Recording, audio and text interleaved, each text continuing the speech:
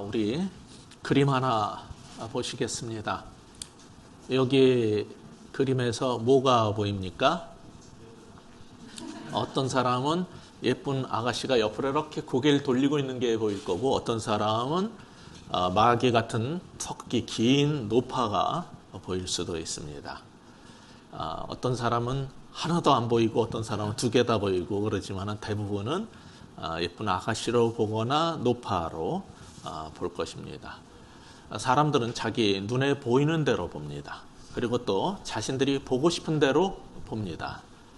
예수님을 믿지만은 돈과 재물도 사랑하는 사람은 지난주에 말씀드렸던 청부론의 문제점을 얘기해도 그냥 청부론이 좋을 뿐이고, 예수 믿으면 세상 것 다 버리고 오직 주님만 따라가야 한다는 그러한 뜨거운 신앙을 가진 사람은 그런 건 다 잘못됐고 오직 청빈의 삶을 주장할 겁니다.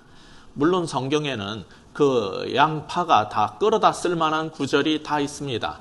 그러나 성경 전체가 말하고자 하는 관점으로 방향을 잡고 제대로 가야 할 터인데, 그러기 위해서는 항상 이 말씀을 전하는 자나 또 우리 신앙의 삶을 인도하는 자에게는 성경 신학적 깊이와 연륜이 필요할 겁니다. 그렇지 않으면 이쪽인가 저쪽인가 내가 좋아하는 보고자 하는 것만 보인단 말입니다. 사람들은 예수님에 대해서도 그렇게 행동했습니다. 예를 들어서 나면서 맹인된 자의 눈을 뜨게 하자 청문회에서 한 바리새인은 요한복음 9장 16절에서 보듯이 이 사람은 하나님께로서 온 자가 아니다 라고 주장을 했습니다. 그런데 또 다른 사람들은 하나님께로부터 오지 아니하였으면, 뒤에 33절에서 그런 말이 나오는데, 하나님께로부터 오지 아니하였으면 아무도 이 일을 할 수 없었을 것이다 라고 주장을 해서 둘 사이에 갈등이 생겼어요. 그래서 싸웠습니다. 그런데 예수님이 절대로 메시아가 될 수 없다고 주장하는 사람들의 이유는 그가 안식일을 지키지 아니했기 때문이라는 거예요. 그것은 자신이 생각하는 안식일 개념에서 봤기 때문이지, 안식일의 저자요 주님이 말씀하시는 안식일 개념에 대해 무지해서 그런 오해를 하게 된 겁니다. 그렇지만 상대편이 잘못됐다라고 주장하면서 이는 절대로 메시아가 될 수 없다 그럽니다. 메시아일 리가 없다는 거예요. 문제는 항상 율법을 정확하게 알지 못하는 어설픈 사람들이 자신들이 율법의 선생이랍시고 자기 관점대로 판단을 내리고 상대를 죽이려고 든다는 것입니다. 우리가 아무리 청부 또 청빈 이런 얘기를 멋지게 포장해서 할지라도, 서로 옳다고 양쪽이 싸울지라도 성경은 그 양쪽의 문제점을 다 보여주고 제3의 길, 더 나은 길에 대해서 제시를 합니다. 그런데 도대체 부가 무엇이길래, 그리고 그 위험이 뭐길래, 가난은 또 그렇게 추앙할 만한 일인가, 또 그 위험은 무엇이길래 그러는 건지 우리는 하나님의 판단을 알 필요가 있는 겁니다. 먼저 부의 위험부터 알아보겠습니다. 우리가 아까 읽었던 9절 상반부를 보시면은 이런 말이 나오죠. 혹 내가 배불러서 하나님을 모른다 여호와가 누구냐 할까 하오며, 내가 배부르면 어떻게 된다고요? 하나님을 모른다 여호와가 누구냐, 이런 말을 하게 된다는 거예요. 누가복음 12장 19절에서 어리석은 부자가 한 말이 뭡니까? 또 내가 내 영혼에게 이르되 영혼아 여러 해 쓸 물건을 많이 쌓아두었으니 평안히 쉬고 먹고 마시고 즐거워하자 하리라. 예수님께서는 이 비유를 통해서 우리 인간이 쉽게 빠지게 되는 오류를 지적을 하시는데, 돈 혹은 재물로 인해서 우리가 부유하게 되면은 그 부가 평안과 우리의 행복을 보장한다고 생각하게 된다는 거예요. 그 문제를 지적하신 겁니다. 사람은 재물을 통해서 어느 정도의 안전을 확보하게 되면은 하나님으로부터 독립적으로 살려고 해요. 즉 하나님을 떠나고 신앙을 버리게 됩니다. 그래서 오늘 본문 9절에서 부자가 갖게 되는 타락의 본질을 뭐라고 그랬습니까? 여호와가 누구냐? 난 하나님 몰라. 그래도 사는데 지장 없고 내가 돈 많이 벌고 잘 지내고 있어. 이렇게 된단 말입니다. 이게 하나님을 모욕하는 거예요. 자신은 하나님을 모욕한다라고 생각하지 않지만은 바로 여호와가 누구냐? 난 하나님 몰라. 하나님 없어도 사는데 지장 없어. 이런 생각이, 그런 말이 하나님을 모욕하는 거예요.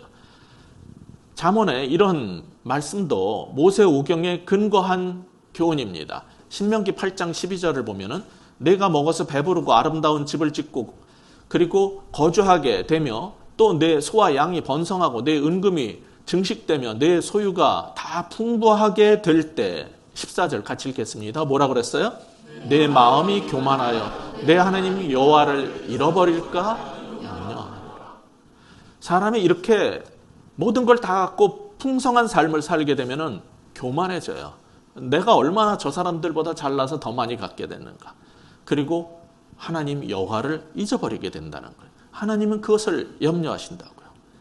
물론 오랜 종교 생활을 한 사람이라면 입으로는 하나님이 다 하셨다라고 하겠지만 사실은 하나님 없이 자신의 힘과 내가 아는 연줄을 통해서 유력한 사람들을 찾아가고 전화하고 연락하고 그들의 힘을 빌어서 하나님 없이 다 해내는 게 실상입니다. 그리고 그들은 이 모든 부가 다 하나님께서 내게 주신 축복이라고 자랑스럽게 주장할 것입니다. 그런데 아까 봤던 우리가 신명기 8장 다음에 신명기 9장 6절을 봅시다. 거기 보시면 그러므로 내가 할 것은 내 하나님 여호와께서 내게 이 아름다운 땅을 기업으로 주신 것이 뭐 때문이라고요? 내 공의로 말미암음이 아니라는 거예요. 축복을 했다라고 생각하는데 내가 하나님 잘 믿고 잘나서 축복받았다고 생각하는데 그 다음에 뭐라 그래요? 오히려 너는 목이 곧은 백성이라. 아니 신앙이 좋고 그렇게 우리가 의롭지 않고 잘나지 않고 예수 잘 안 믿어도 어떤 사람은 하나님께서 복을 주시는데 그게 내게 주신 축복이라고 생각하는 것은 오해란 말이에요.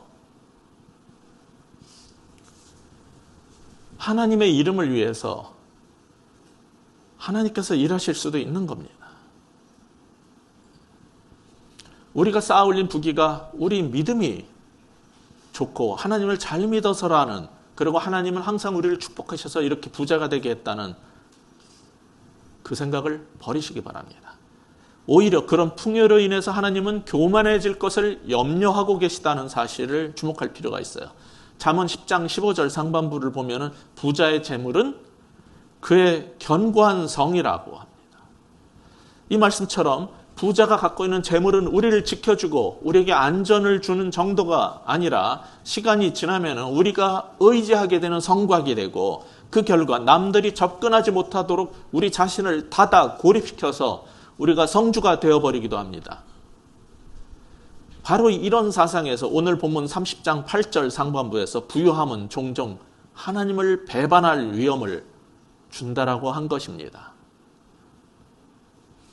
이게 성경이 말하는 부유함의 위험성이에요. 부의 위험입니다. 문제점입니다. 그 다음으로 그래서 가난하면 됩니까? 예수 믿으면 다 버리고 가난하게 살아야 된다? 가난의 문제점은 뭡니까? 현대사회에서 특히 우리 한국 사회에서 가난을 원하는 사람은 거의 별로 없기 때문에 길게 설명 않겠습니다. 그러나 우리 한국 사람의 종교성 속에 뿌리 깊이 담겨 있는 게 있어요. 불교적 배경을 가지고 교회를 다니는 사람들이 있는데 그들은 여전히 무소유의 개념을 칭송을 합니다. 유교적 개념에서는 안빈낙도와 청빈을 높이 칩니다. 그래서 무소유의 법정 스님이라든지 또 기독교에서도 우리 이렇게 크리스찬이나 목사보다는 역시 신부님이나 수녀님들이 한 수 위다 생각하는 사람들이 있어요. 왜 그래요? 그들은 가난하게 살기 때문에. 몰라서 그렇지 개신교 목사들의 반 이상이, 아니 80%가 훨씬 가난하게 삽니다. 신부나 수녀보다 그들은 생활을 보장해 주지만은 많은 개척교회 목사님들이 생활을 못합니다. 안 됩니다. 훨씬 가난하게 살아도 그렇게 봐주지 않아요. 이게 참 안타까운 일이죠. 여전히 스와 신부, 수녀를 목사보다, 목사는 인자를 안 붙이기 때문에 다 똑같이 평등하게 훨씬 그들을 높이 보는 이유가 뭡니까? 가난이 훨씬 종교적으로는 한 수 위라는 개념 때문에 그렇습니다. 그러나 하나님은 이런 생각을 뛰어넘어서 말씀하십니다. 오늘 우리가 봤던 9절 후반부를 보시면은 아까 읽었던 것에 이어진 부분입니다. 9절을 같이 한번 읽어볼까요? 성경을 펴서 시작.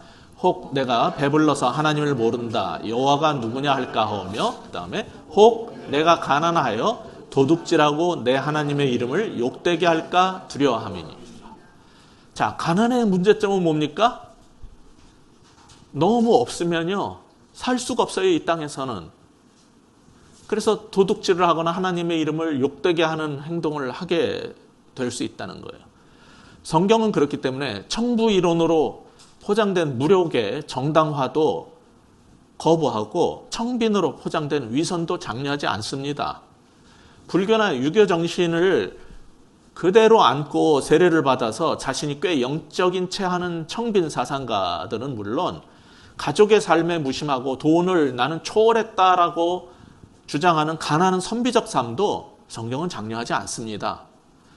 이 청빈의 태도를 아까 말씀드린 것처럼 유교에서는 안빈낙도라고 하는데, 이것은 중국에서는 공자의 제자 안회가 그런 것을 추구했고, 우리나라 조선시대에는 정극인 정철, 양사원 같은 사람들이 그런 모본을 보인 선비의 삶을 추구하는 사람들이에요. 그러나 사람들은 그걸 높이 볼 줄 모르지만 성경에서는 그렇게 말하지 않습니다. 잠언 10장 3절을 보면은 여호와께서 의인의 영혼은 줄이지 않게 하시고 악인의 소욕을 물리치신다라고 하고 있어요.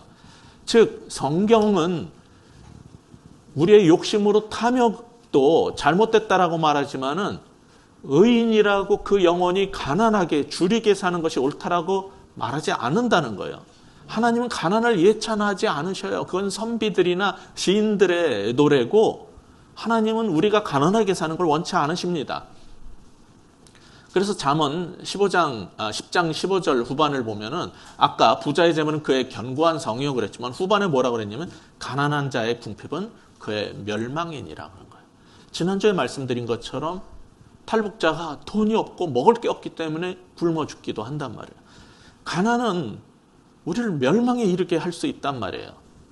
우리를 너무 힘들게 만든단 말이에요. 그래서 오늘 우리의 본문인 30장, 잠언 30장 9절 후반에 의하면 가난하게 되면 우리가 도둑질을 할 수도 있게 되기 때문에 이거는 가난은 칭송하고 높이 평가할 만한 일이 아니라는 거예요. 가난과 굶주림은 하나님의 형상대로 지음받은 우리의 존엄성을 파괴하고 우리를 동물화시켜버립니다.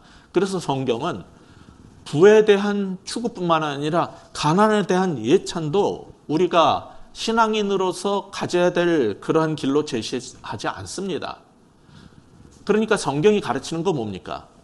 첫 번째, 오늘 본문의 교훈입니다. 하나님은 청부로 가장된 탐심이라든지 청빈으로 가장된 가난의 위험을 경계하라는 거예요. 이 둘 다 옳은 게 아니라는 거예요. 청부로 가장된 그 속에 담겨있는 열심히 믿으면 하나님이 내게 더 많이 맡겨주셔서 부하게 관리자로 살면 된다. 이 청부로 가장된 탐심이라든지 청빈으로 가장된 이 가난의 위협을 하나님 우리한테 분명히 알라는 거예요. 그것이 옳은 길이 아니라는 거예요. 그것이 지금까지 봤던 구절의 핵심입니다. 그러면 이 구약 잠언이 말하는 하나님의 대안은 무엇입니까? 지난주에는 신약 야고보가 말하는 제3의 길을 봤어요. 이제 구약이 말하는 하나님의 대안은 뭡니까? 8절에 나와 있죠. 같이 다시 읽겠습니다. 시작. 곧 헛된 것과 거짓말을 내게서 멀리하옵시며 나를 가난하게도 마옵시고 부하게도 마옵시고 오직 필요한 양식으로 나를 먹이시옵소서. 신의 축복을 받아서 부자가 되고 싶어서 내가 교회를 다닌다는 세속적 종교인들은 우선 이 구절을 읽으면은 도무지 이해할 수가 없을 거예요. 아니 도대체 왜 부하게 마옵소서라고 기도하라는 건지, 그럼 내가 왜 교회를 다녀? 그러지 않겠어요?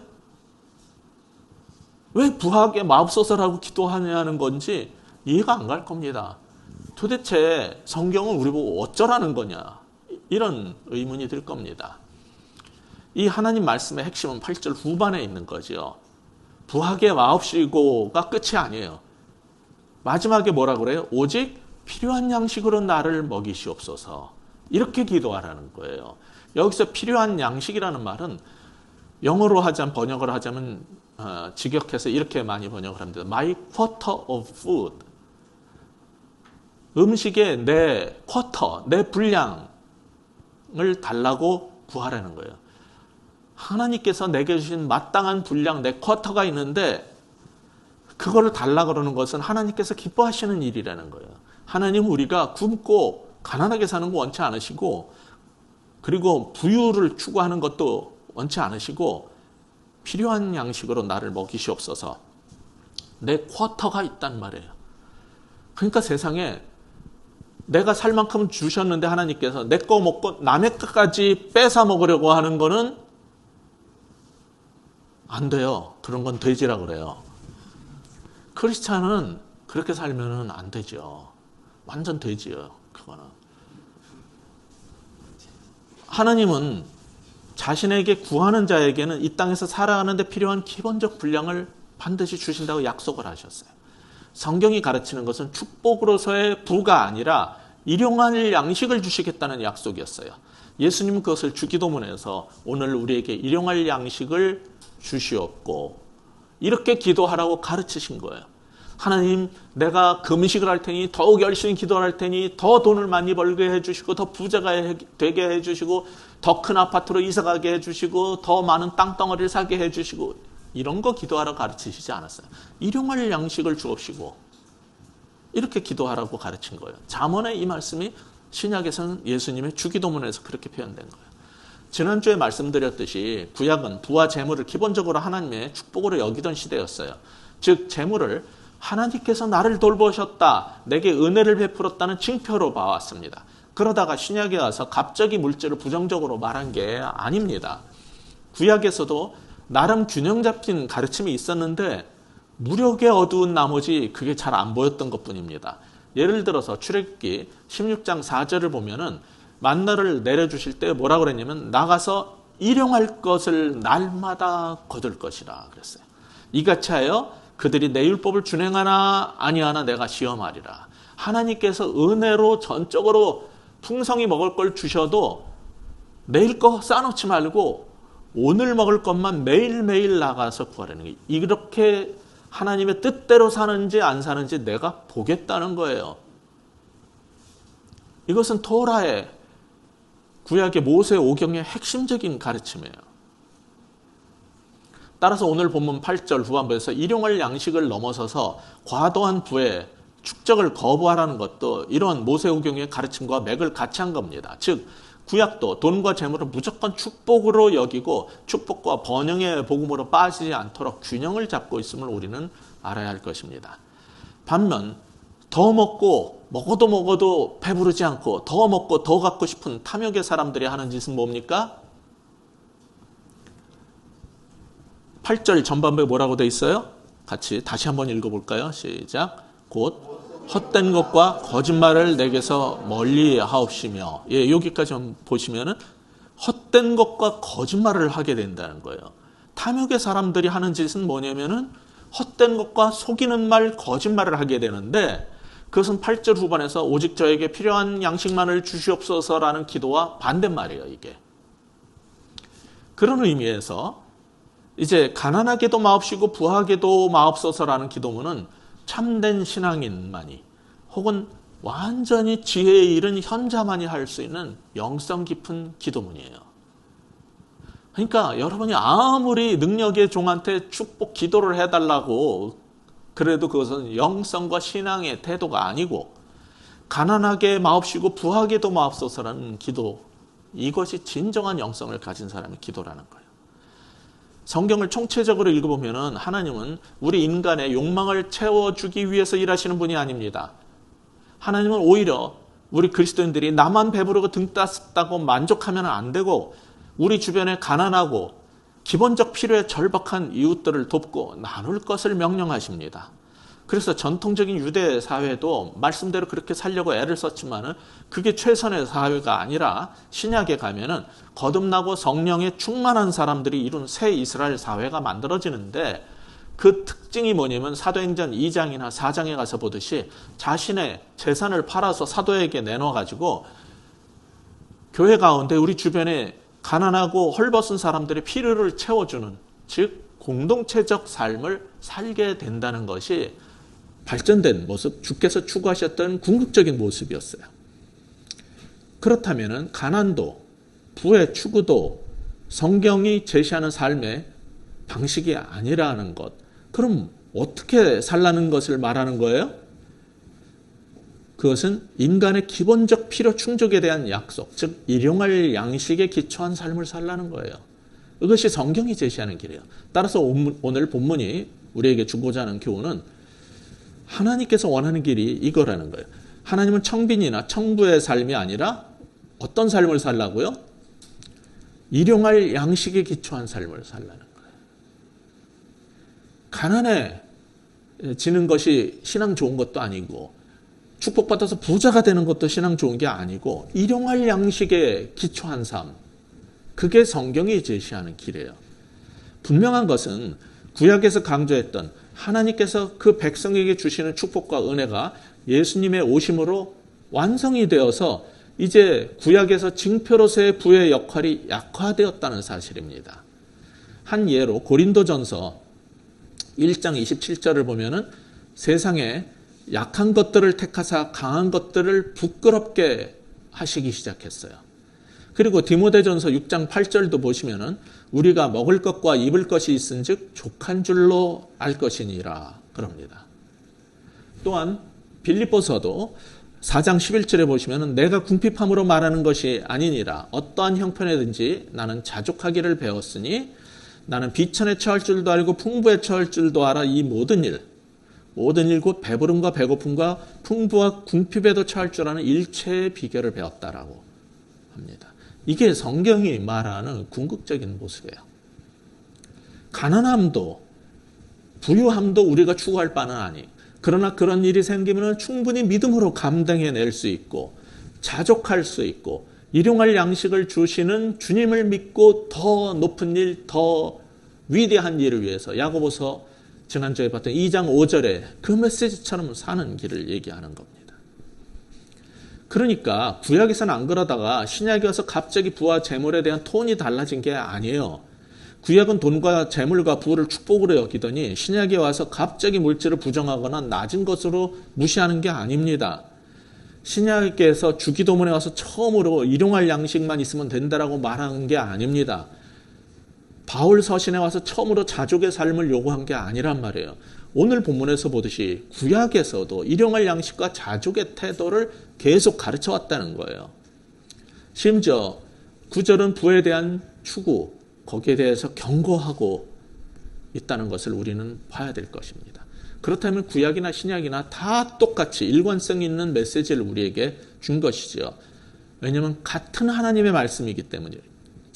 하나님은 우리가 먹을 것과 입을 것을 기본적으로 필요로 함을 아시고 구하는 자에게 다 베푸십니다.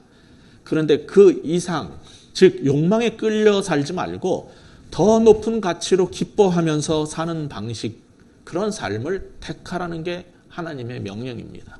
근데 인간은요, 하나도 없을 때 너무 죽을 것 같고 조금 가지면은 조금 살 것 같은데 옆에 보면 더 큰 아파트, 더 화려한 집, 더 외제차 좋은 게 있으면요 끊임없이 그걸 추구하는 그 죄성에 끌려다니면서 살게 돼 있어요. 이럴 때 어떻게 사는 게 그리스도인의 삶인가를 성경은 분명하게 제시하는 겁니다. 이제 지금까지 살펴본 부와 가난의 문제를 정리해 보겠습니다. 돈이 너무 없어서 굶게 되면은 남의 것을 탐하거나 훔치게 되어서 세상 사람들로부터 내 하나님이 안 도와주시니 이런 말을 듣게 된단 말이에요. 내가 믿는 신앙은 너를 그렇게 훔치면서 살게 만들더냐? 이렇게 조롱하기 때문에 하나님께 욕을 먹게 만든다는 거예요. 그래서 하나님은 자기 백성이 굶주리고 가난해지는 것을 원치 않으셔요. 반대로 돈이 많으면은 하나님 없이도 나는 충분히 잘 살 수 있다는 착각을 하게 되는데, 그렇게 살다 가는 사람도 있고 하나님을 사랑하시는 사람은 또 한 번 중간에 치셔가지고 어려운 일을 겪고 주여 살려주옵소서 이렇게 해서 회복되는 경우도 있지만은, 많은 세상 사람들은 그저 잘 사는 게 축복이라고 생각을 할 뿐이에요. 근데 돈이 많아도 이렇게 하나님의 이름을 욕되게 한단 말이에요. 하나님 없이 나 충분히 잘 살 수 있잖아. 하나님 필요 없어. 교회 뭐하러 가? 안 다녀도 사는데 지장 없어. 이렇게 함으로써 하나님을 욕되게 한다는 거예요. 그래서 하나님은 일용할 양식을 넘어선 부의 축적을 계속 경고하시는 거예요. 이제 성경이 이 부유함을, 부자가 됨을, 부를 축복이라고만 하지 않는 이유를 아시겠습니까? 그렇다면 오늘 본문이 말하는 참된 행복의 길이 무엇이라고 그랬죠? 그것은 9절에 있는 것처럼 일용할 양식을 우리가 구할 때 하나님께서 개입해 주시는 삶, 하나님께서 내 인생에 관여하고 참견하시는 삶이 복된 삶이라는 거예요. 그것을 우리는 하나님과 동행하는 삶이라고 부릅니다. 하나님하고 상관없이 그냥 잘 사는 게 축복이 아니라 이 세상의 창조주이시고 구원자이신 주님과 함께하는 삶. 그래서 하나님께 구하면 주시고 나는 하나님께 감사하고 내가 힘들 때 하나님께서 배고프지 목마르지 붙잡아 주시고 내 인생에 참견해 주시는 그 삶이 복된 거예요. 나 혼자 사는 게 행복이 아니에요. 돈은 우리가 필요한 것을 가질 수 있게 해주기 때문에 좋습니다. 저도 지난달부터 월급이 줄자 사는 게 불편해졌어요. 저도 돈 많았으면 좋겠어요. 그렇다고 더 많은 거를 위해서 더 돈 벌고 싶으면 목사 따라치고 일하면 돼요. 근데 세상이 돈만으로 살 수 있고 그것만이 행복이 아니지 않습니까? 그러다가 부유하게 되어서 하나님 없이 잘 살 수 있다고 생각이 들기 시작하면은 돈에 의지해서 살게 되면은 하나님 그걸 재앙이라고 말씀하신 거예요. 부는 우리로 하여금 하나님 없이 살게 만들 때 악이 되는 겁니다. 그래서 성경은 재물의 부에 그치지 말고 매일의 양식을 구하면서 하나님과 함께하는 복된 삶, 그러다가 영원한 생명으로 들어가는 지복의 삶을 추구하라는 겁니다. 그럼 어떻게 해야지 그런 삶을 살 수 있을까요? 성경은 꽤 직설적으로 말합니다. 제가 성경을 좋아하는 게 그런 거예요. 불경처럼 멋있는데 읽어도 그냥 무화한데 어쩌라는 건지. 성경 까놓고 말합니다. 잠언 23장 4절. 같이 한번 읽어볼까요? 시작. 부자 되기에 애쓰지 말고 내 사사로운 지혜를 버릴지어다. 이거는요, 한국 기독교인들이 제일 싫어할 말씀이에요. 맨날 교회 다니고 부자 되게 축복해 주옵소서라고 금식하고 기도하고 새벽 기도 나오는 사람들이 이 구절 좋아하겠어요? 성경을요, 통독을 하고 1독을 하고 5독을 하고 10독을 해도 이런 구절이 있다는 거는 안 보일 겁니다. 이거는요, 이렇게 읽다가 나오면 샥 지나가지 절대로 새길 리가 없어요. 부자 되기에 쓰지 말며 그럼 내가 왜 다니냔 말이에요, 교회를. 이런 식이에요, 한국 교인들이 신앙이. 이게 뭐냐면 사사로운 내 생각이고 내 주장이고 내가 생각하는 기독교, 이거 말고 성경의 메시지를, 하나님의 뜻을 받아들이라는 거예요. 목사가 성경, 하나님 말씀을 아무리 전해도 나하고 다른 생각이에요, 다른 의견이면요, 거부하고 싫어요, 누를 거면 교회를 왜 다녀요? 난 그런 사람들 이해를 못하겠어. 하나님 말씀 듣고 목사가 아무리 하나님 말씀 전해도 싫다고 거부하고 내가 좋아하는 말씀만 찾아 들을 거면은 뭐하러 교회를 다니고 성경을 왜 읽어요? 정말 이해할 수 없는 사람들이 교회 안에 많아요. 그들은 항상 내 생각, 내 주장을 뒷받침해 줄 내 나름대로의 신학을 강화시켜 줄 설교자를 찾는 죄인들이에요. 이 사실을 깨닫고 회개해야 되는 겁니다. 그게 바로 하나님이 버리라는 나의 사사로운 지혜들이에요. 부자 되게 쓰지 말고 내 사사로운 지혜를 버려라. 이 말씀을 순종해야 되는 겁니다. 이런 성경적 사고와 성경적 삶을 살리면 무엇보다도 돈의 유혹과 돈의 우리를 지배하려는 그 힘에 저항할 수 있는 힘을 가져야 돼요. 우리가 병들지 않고 건강하려면은, 우리 장로님이 이번에 수술을 했는데 그래도 수술이 잘 되고 빠르게 회복될 수 있었던 이유 중에 하나가 평상시에 운동을 하고 몸의 건강을 유지시켜 놨기 때문이라고 생각돼요. 근데 보통 사람들이 감기 잘 걸리고 여기저기 아플 때 의사들이 자주 하는 얘기가 있죠. 몸의 건강을 위해서는 평상시에 저항성을 길러놔야 됩니다. 그럼 뭐가 좋습니까? 그러니까 한의사는 홍삼을 드세요. 뭐 이래가지고 비싸도 홍삼을 먹잖아요. 마찬가지로 영적 건강을 위해서 우리는 부에 대한 탐욕으로부터의 저항성을, 죄로부터의 공격으로부터 저항성을 길러야 되는데, 그럼 우리 그리스도인의 홍삼 액기스는 뭐냔 말이에요. 그것은 말씀을 바로 읽어요. 읽는 거는 아니에요. 백독을 해도 헛소리 하는 사람은 너무 많이 봤기 때문에 내가 몇 독을 했다는 하나도 안 중요해. 통독의 횟수는 중요하지 않아요. 말씀을 바로 읽고, 기도를 나는 하루에 7시간씩 한다. 그딴 소리 할 필요 없어요. 제대로 기도하고, 나는 예배를 많이 드린다. 그딴 소리 하지 말고 매 순간을 예배의 삶으로 살아야 돼요. 그게 중요한 거지. 우리 한국 사람들이 주장하는 건 일종의 종교 생활이에요. 성경이 말하는 하나님의 뜻을 찾고 듣고 내 생각을 바꾸는 게 신앙이에요. 성경은 부자가 되려고 애쓰는 부함의 욕망은 잘못임을 이렇게 분명히 지적하지만은 그렇다고 돈과 재물을 악으로 보지는 않습니다. 그럼 돈과 재물의 유익은 무엇입니까? 잠언 19장 4절을 보시면은 분명히 재물이 유익이 있다라고 가르쳐요. 재물은 어떤 유익이 있어요? 많은 친구를 더하게 해요. 그래서 그 재물이 없이 가난해지면 어떻게 된다고요? 친구가 끊어져요. 그런 일 겪어보셨습니까? 사업한 사람들은 아실 거예요. 성경은 돈이나 부 그 자체보다는 돈을 항상 관계 속에서 다룬다고 했어요. 지난주에. 하나님과의 관계 속에서 돈, 이웃과의 관계 속에서의 돈이 갖는 의미를 성경은 언급해요. 이 말씀처럼 돈이 없으면 친구도 끊어진다는 게 이 비극적인 현실이에요. 반대로 돈을 통해서 우리는 무슨 일을 할 수 있어요? 친구를 더 많이 가질 수 있어요. 그래서 이게 나쁜 게 아니에요. 이런 사상이. 예수님도 불의한 재물이 생기면 뭐 하라고 그러셨어요? 누가복음 16장 9절 같이 읽어보겠습니다. 내가 너에게 말하노니 불의의 재물로 친구를 사귀라. 그리하면 그 재물이 없어질 때 그들이 너희를 영주할 처소로 영접하리라. 돈이 생겼어요.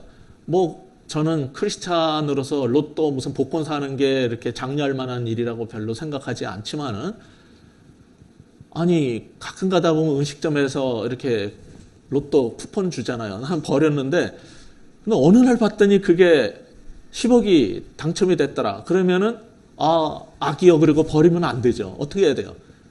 그걸로 친구를 사귀려는 거예요. 불의한 재물이 들어왔다면은 그걸로 우리가 어떻게 유익하게 쓸 수 있냐면 친구를 사귀려는 거예요. 그럴 때 그 재물이 없어질 때, 자기를 위해서 쓰면요 다 없어져요 금방. 근데 친구를 사귀면은 나중에 우리가 가난해지고 없어지고 심지어 죽을 때 영주할 처소로 하나님 나라로 인도한다는 거예요. 재물의 유익은 이처럼 귀한 관계성을 형성하는 기능도 있고, 하늘에 쌓아놓으면 좀 더 슬지 않는 영원한 축복으로 우리를 인도해요. 이제 오늘 교훈의 적용점을 찾아보면서 마치도록 하겠습니다. 여러분한테 뭐라고 말하기 전에 저 자신, 목사인 저에게 오늘 잠언 30장 말씀은 어떤 적용점을 주는가 생각해 봤어요. 어떤 유명 대형교회 목사님이 월간지 잡지사하고 인터뷰를 하면서 이렇게 말씀하셨어요. 나는 집도 없고 차도 없다. 이렇게 큰 교회를 목회하시는데 집도 없고 차도 없대요. 그 책을 본 교인들이 너무 우리 목사님 훌륭하다라고 그랬어요. 법정 스님의 무소유 정신 뺨치잖아요. 이렇게 대형교회라면서 집도 없고 차도 없어요. 그 당시 그 말을 들은 한 목사는 나도 집도 없고 차도 없이 살고 싶다라고 했어요. 왜 그랬을까요? 교회가 집도 주고 차도 주고 기사도 주고 모든 관리비도 다 내주는데 나도 집도 없고 차도 없고 살고 싶어요. 그거 다 팔아버리고 그냥 교회가 해주는 걸로 살면 좋겠어요. 그게 청빈입니까? 그게 무소유입니까? 지금 또 여러분이 존경하는 유명 목사님이 산무로 산다고 주장하시는데, 또 어떤 목사님은 나는 사례비를 안 받고 봉사한다고 그러는데 법인카드로 월급보다 더 많이 쓸 수도 있는 거예요. 제가 이렇게 말씀드린다고 산무정신이 잘못됐다거나 목회자가 법인카드를 쓰면 안 된다는 얘기를 하는 게 아닙니다. 그것도 다 필요한 것들이에요. 그러나 무소유의 정신을 추앙하는 것보다 부하게도 가난하게도 마옵소서의 정신으로 나는 살아야겠다. 그것이 무엇인가를 생각해 보게 됐어요. 현재 우리 교회하고 저하고는 관계가 없는 얘기지만은 교회가 엄청 커져가지고 사례비를 계속 매년 올려가지고 교인들은 잘 모르게 올릴 수 있어요. 다 보이지 않는 걸로 월급은 그냥 딱 조금 받고 안 보이는 걸로 얼마든지 해가지고 연봉을 막 5억, 10억, 20억씩 받는 사람도 있어요. 자, 근데 가만히 보면은 교인들이 볼 때 목사님이 정말 잘 살아. 차도 좋지, 뭐 먹는 거, 입는 거, 뭐 씀씀이가 너무 훌륭해. 그러면 교인들은 시험 들어요, 항상. 그래서 어떤 교인은 목사는 가난하게 살아야 된다 그러는데 목사도 사실 사심없이 목회에 전념하려면 기본 생활이 유지돼야 돼요. 그렇지 않으면 계속 딴 생각을 하고 돈 많이 주는 집만 자꾸 신방 간단 말이에요. 그러니까 그게 좋은 길이 아니에요. 사람들이 어리석어서 그런데. 그러니까 성경의 길이 맞아요. 부하게도 마옵시고 가난하게도 마옵시고가 목사인 저한테도 맞는 얘기예요. 목회를 위해서는. 제가 신학교 다닐 때, MD부 할 때 제 스승인 구약의 메르디스 클라인 교수 수업 시간에 질문을 하려고 나가서 이렇게 얘기하다가 마주서서 얘기하는데 이 와이셔츠 옷깃을 보니까 이게 얼마나 오래 입었는지 다 달아가지고 여기에 실밥이 이렇게 너덜너덜 나온 걸 그냥 입고 계셔요. 그분이 강의 끝나고 집에 가시는데 완전히 한 20년쯤 된 구닥다리 덜덜덜덜 하는 차를 타고 가셔요. 그래서 제가 결심을 했어요. 이 훌륭한 교수님, 세계적인 학자도 그러는데 나도 이 다음에 목사가 되면 저렇게 살아야지. 그래가지고 제가 실제로 와이셔츠를 버리지를 않고 계속 입었어요. 지금 하얘가 빨그라서 어떤 거 막 갖다 버려요. 헐었다고. 근데 그 전에 아내가 맨날 이거 왜 또 입냐고. 아니 새 거 사지 마. 다 달아 없어질 때까지 입을 거야. 막 이 정신으로 살았어요. 근데 미국에서 그렇게 살았을 때 어느 교인이 아내한테 뭐라고 얘기를 했냐면은 아니 우리가 사례비 안 드리는 것도 아닌데 목사님 이렇게 구질구질하게 살아가지고 우리가 정말 민망하고 창피하대. 이 소리를 딱 들은 순간 알았어요. 그래. 클라인 교수고 뭐고 무소유고 뭐고 필요 없다. 교인들이 월급 줬는데도 안 입고 계속 그렇게 절약해서 산다고 해봐야 교인들한테 시험거리만 되는 거고 목사는 이 말씀이 맞다는 걸 알게 된 거예요. 부하게도 마옵시고 가난하게도 마옵시고. 그래서 제가 깨달은 게 학교에서 신학생들한테 가르칠 때 얘기합니다. 목사는 자기가 목양하는 교인들 생활 수준의 중에서 중상, 그 사이에서 머무르고 만족할 줄 알아야지 아무리 부자 사이에서 사역을 한다고 같이 올라가면은 반드시 문제가 되고 시험에 든다. 그것을 다시 한번 저한테 되새겼어요. 그러면 이제 여러분 성도들, 우리 성도들의 삶은 어떠해야 될까요? 목사만 그렇게 살면 됩니까? 같은 그리스도인인데 나는 목사가 아니니까 헌금 조금 하고 나서 실컷 먹고 실컷 쓰고 떵떵거리면서 살아야 된다라고 생각하는 것이 성경의 가르침일까요? 성숙한 그리스도인들은 그렇게 살지 않습니다. 하나님이 축복하셔서 점점 수입이 많아져도 항상 생활 수준을 그대로 유지합니다. 그리고 그 더 어떻게 된 것을 가지고 주의 일을 위해서, 복음을 위해서, 선교를 위해서, 그리고 직원들을 위해서 기꺼이 드리면서 삽니다. 전에도 말씀드렸지만 세계 최고 갑부 중 하나인 마이크로소프트사의 빌 게이츠 회장은 그렇게 돈이 많은데도 그냥 청바지에 티셔츠 쪼가리 입고 길거리 동네 햄버거 가게에서 그냥 같이 줄 서서 그거 사 먹고 산단 말이에요. 우리나라 재벌들은 빌 게이츠의 100분의 1도 돈이 없어도 그렇게 안 살아요. 어디에서 달라지기 시작한 걸까요? 빌 게이츠는 기독교인인데 가톨릭 교회를 다니지만은 미국이 갖고 있는 기독교 문화에 의해서 항상 그렇게 교육받고 그렇게 살아왔기 때문에 이게 달라진 거예요. 이게 기독교 문화의 힘이라는 거예요. 부모로부터 계속 신앙생활을 하는 걸 보고 같이 자란 사람은요, 이런 정신이 깔려 있어요. 최근에 미국은 안 그래요. 나이 든 크리스찬들이 주류였던 사회에서 자란 사람들의 특징이에요. 그러므로 우리 기독교인들은 주님 바라옵나니 부하게도 마옵시고 가난하게도 마옵시고 라고 기도하면서 부에도 가난해도 처할 줄 아는 참된 지혜를 배워야 됩니다. 그래도 주님께서 재물을 허락하시고 돈을 주시면 어떻게 써야 돼요? 내 평생 노후를 위해서 쌓아두자. 내지는 내 자식한테 다 물려줄 거야. 이렇게 사시면 안 돼요. 이건 성경이 말한 크리스찬의 삶이 아니에요. 아까 주께서 가르쳐 주신 것처럼 내게 더 많은 재물을 주시면은 불의한 돈이 그냥 떨어질지라도 배고픈 이웃들 밥 사주고 힘든 친구한테 밥 좀 사주고 좋은 데 놀러 갈 때 같이 좀 데려가고 보니까 우리 교회도 뭐 선교 갈 때 비행기표를 사준다, 뭐 할 때 뭐를 해준다 이런 분들 우리 주변에 있잖아요. 교회를 잘 다니고 싶은데 너무너무 하루하루 사는 게 힘든 사람들에게 그 문제를 해결해 줄 수도 있고 그래서 그들이 신앙생활 잘하고 주님을 만나게 도와주는 데 쓰면 되는 거예요. 이게 바로 참된 지혜의 삶이라는 게 이렇게 살아야 된다는 게 오늘 하나님 말씀이 주께서 오늘 우리에게 가르치시는 것입니다. 이 하나님 말씀대로 우리의 삶을 그렇게 살기 결단하는 여러분 되시길 주의 이름으로 축복합니다. 기도하겠습니다. 하나님, 그저 항상 성경만 읽고 주여만 외치고 우리가 주일성수하고 11조 했다라고 만족하지 않게 하여 주옵소서. 내가 갖고 있는 물질에 대한 관점을 돌아보게 하여 주옵소서. 하나님이 왜 우리에게 물질을 허락하시는지, 왜 축복하셨는지 알게 하여 주옵소서.